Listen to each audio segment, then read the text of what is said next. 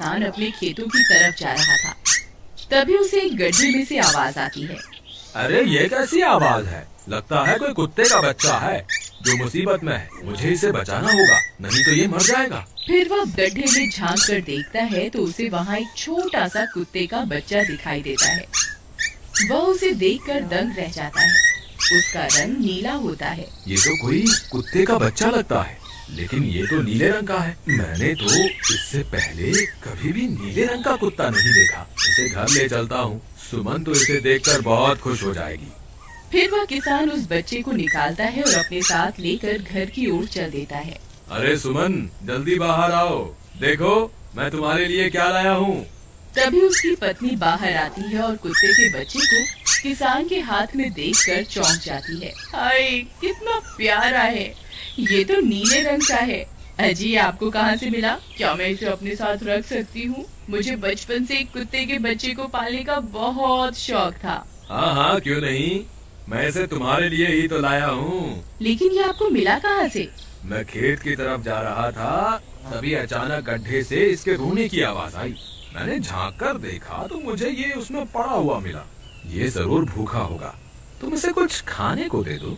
इतना बोलकर किसान वहाँ से चला जाता है। फिर सुमन उसकी खूब देखभाल करती है। वह दिन भर उसके साथ खेलता कूदता है। सुमन भी उसे पाकर बहुत खुश थी। वह कुत्ता पूरे गांव में आकर्षण का केंद्र था।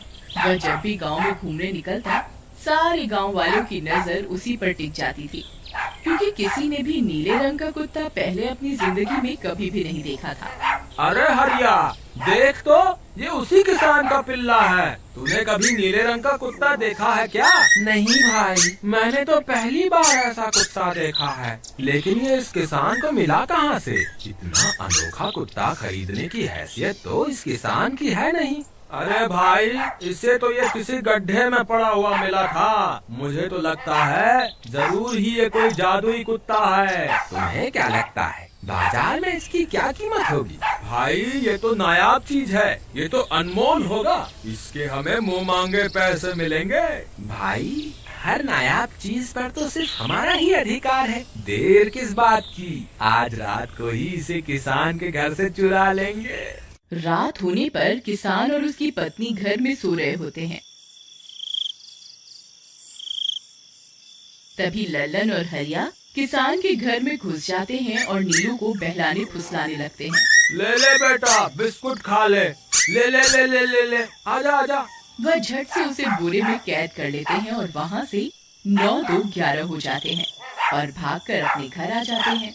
हरिया भाई, एक काम तो पूरा हो गया, बस अब इसे शहर जाकर किसी को बेचना बाकी है।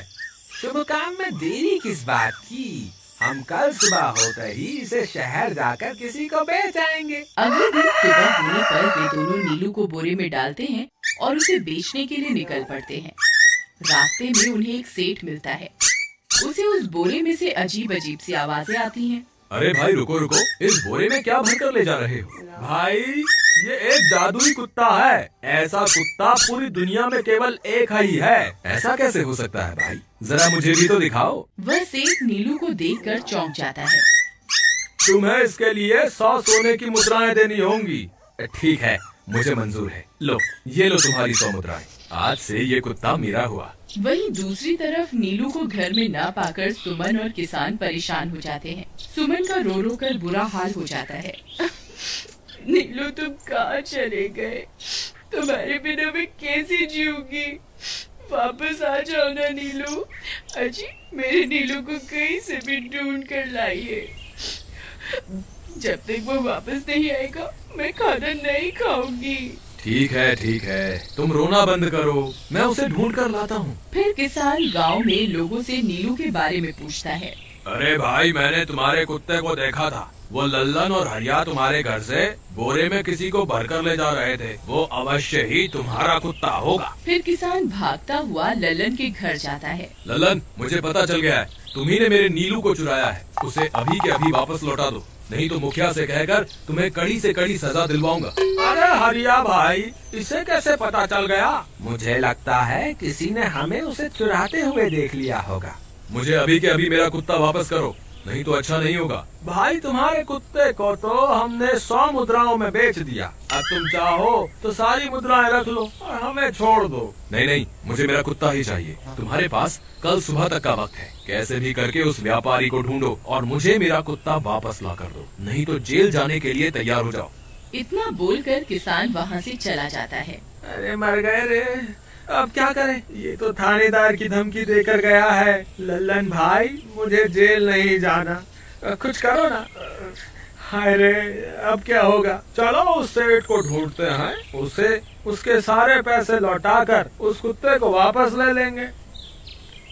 वे दोनों सेठ की तलाश में निकल पड़ते हैं, लेकिन बहुत देर तक ढूंढने पर भी उन्हें वह सेठ नहीं मिलता। लल्लन भाई, यहाँ तो उस सेठ का कोई नामो निशान ही नहीं है, न जाने अब तक कहाँ निकल गया होगा। अब क्या करें, हमारे पास कल सुबह तक का ही वक्त है। अरे आर्या, वो देख, ये तो बिल्कुल किसान के कुत्ते जैसा ही लग रहा है। तुम्हारी आंखों में मोतियाबिंद हो गया है क्या बेवकूफ? किसान का कुत्ता नीले रंग का था और ये तो भूरे रंग का है। क्या तुम्हें नीले और भूरे रंग में फर्क दिखाई नहीं देता? अरे तो क्या हुआ, अगर हम इसे नीले रंग से रंग दें तो उसके बाद ये हूबहू नीलू जैसा ही दिखेगा। बात तो तुम सही कहते हो भाई, चलो फिर देर किस बात की, अभी इसे पकड़ते हैं। फिर वे दोनों उस कुत्ते को पकड़कर अपने घर ले जाते हैं और नीले रंग का पानी घोलकर उसे उसमें डुबो कर उसका रंग भी नीला कर देते हैं। अरे भाई हरिया, ये तो बिल्कुल नीलू जैसा ही दिख रहा है। फिर अगले दिन वे उस कुत्ते को अपने साथ लेकर किसान के घर जाते हैं। अरे भाई मोहन, देखो हम तुम्हारे लिए क्या लाए हैं, जल्दी आओ, तुम्हारा नीलू वापस आ गया है, जल्दी आओ। किसान और सुमन की खुशी का ठिकाना नहीं रहा। लल्लन और हरिया, तुमने गुनाह तो बहुत बड़ा किया था, लेकिन वक्त रहते तुमने अपनी गलती को सुधार लिया, इसलिए मुझे तुमसे अब कोई शिकायत नहीं है, तुम दोनों जा सकते हो। फिर वे दोनों वहाँ से निकल जाते हैं। नीलू, तुम वापस आ गए, मुझे तुम्हारी कितनी फिक्र हो रही थी, कहाँ चले गए थे तुम? हाँ, आज के बाद मैं तुम्हें कभी अकेला नहीं छोड़ूंगी। मेरा नीलू इतने दिनों बाद घर आया है, इतना गंदा भी हो गया है। चलो अब हम नहाई करेंगे।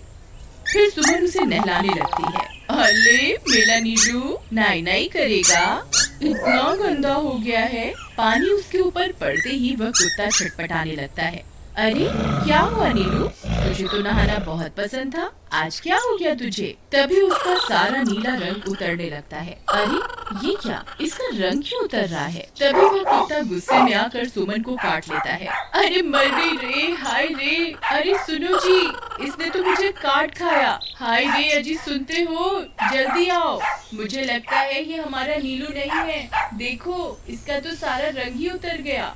ये तुमने ठीक नहीं किया लल्लन, अब मुझसे बुरा कोई नहीं होगा। फिर किसान गुस्से में लल्लन और हरिया के घर जाता है। ए लल्लन, दरवाजा खोल। ए लल्लन, जल्दी दरवाजा खोल, नहीं तो इसे तोड़ दूंगा। आज तुझे मुझसे कोई नहीं बचा सकता। अरे मर गए रे, ये तो उसी किसान की आवाज है, लगता है इसे हमारी तरकीब के बारे में पता चल गया। अरे क्या हुआ भाई, इतने गुस्से में क्यों हो? तुम्हें क्या लगता है मैं बेवकूफ हूँ? तुम किसी भी आवारा कुत्ते को नीला रंग चढ़ाकर हमें दे दोगे और हम मान लेंगे कि वो नीलू है? भाई हमें माफ कर दो, हमने उस सेठ को ढूंढने की बहुत कोशिश की, लेकिन उसका कोई नामो निशान नहीं मिला। भाई तुम ये 100 मुद्राएं रख लो, अब इससे ज्यादा हम तुम्हारे लिए और कुछ नहीं कर सकते। अगर तुम चाहो तो हमें जेल भिजवा दो, हम दोनों अपनी गलती की सजा काटने को तैयार हैं। किसान उदास हो जाता है और उनसे 100 मुद्राएं लेकर वापस अपने घर आ जाता है।